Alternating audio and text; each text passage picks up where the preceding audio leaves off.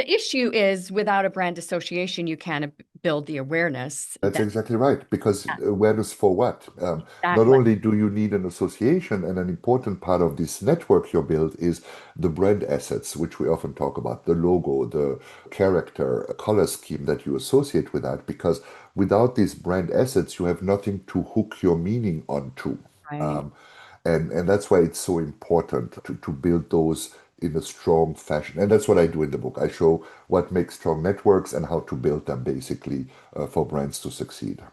What do you think? I mean, it's kind of like the chicken or the egg. And how much control does a brand have in creating the associations that are needed to create the equity that does lead to the acquisition, which does lead to the repeat business? Mhm.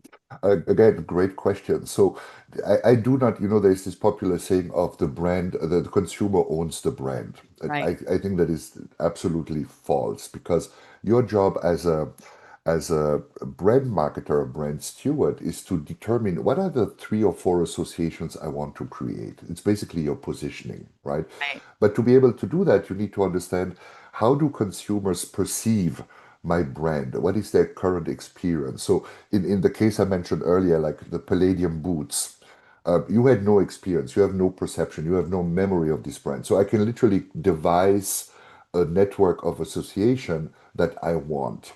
Mm. Let's take another brand, Chevrolet. I don't know if you have experience with Chevrolet, but if you're like my in-laws are sort of like a Chevy family, so Right. they have a long history of Chevy. If I want to appeal to those people, I need to understand what is it they associate with Chevy already, Right. and what can I use from these memories, or what new memory can I add to make Chevy more appealing and more attractive to them, or get them to renew their interest in Chevy.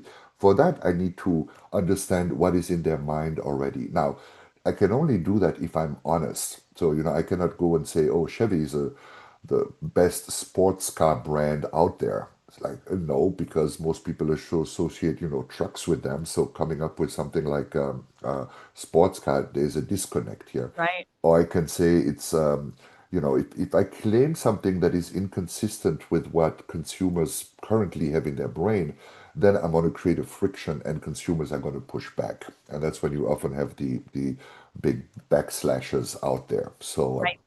Thank you for that.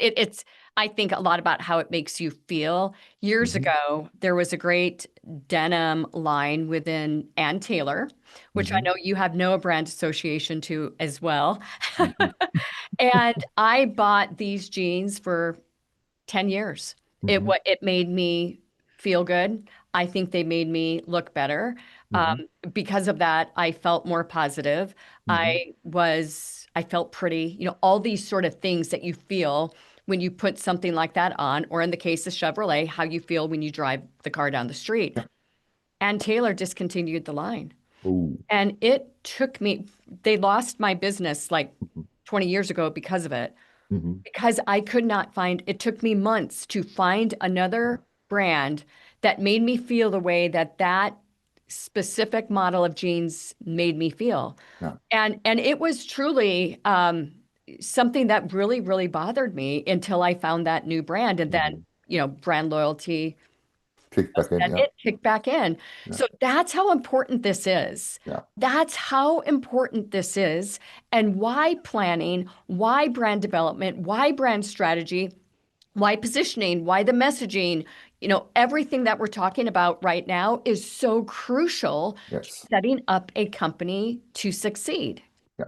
And you're making a brilliant point that is often ignored in marketing, but there's more and more research to prove the importance is I'm sure the Ann Taylor jeans fit well and made you look good physically, just like from a pure physicality. Right. But you highlight how it made you feel. And that's Exactly. what most brand managers forget is they just don't just want a brand with functional elements. They want brands that elicit an emotional response. And Yeah. why? Because science shows you that if you are emotionally invested something, or if something elicits an emotional response, your brain memorizes it harder and for longer. So there's literally science behind that. It's not just, making people feel good for the sake of it. There is a strategic rationale behind it that most people neglect.